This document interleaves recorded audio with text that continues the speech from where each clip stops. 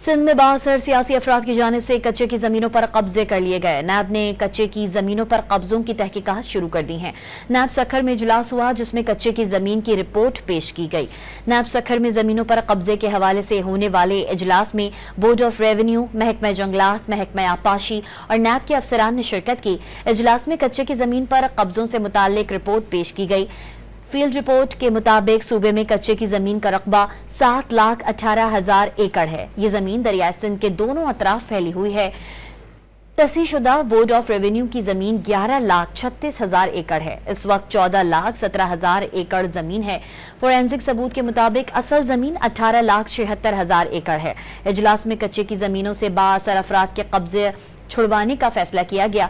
Board of revenue, महकमा जंगलात और महकमा आबपाशी के अफसरान ने सियासी असर और रसूख के बाइस कब्जों की तस्दीक की, जिनमें अरकान असम्बली, वडेरे, सरदार और पीर शामिल हैं। अफसरान ने बताया कि बाअसर सियासी शख्सियात की वजह से कच्चे की जमीनों से कब्जा छुड़वाना मुश्किल है।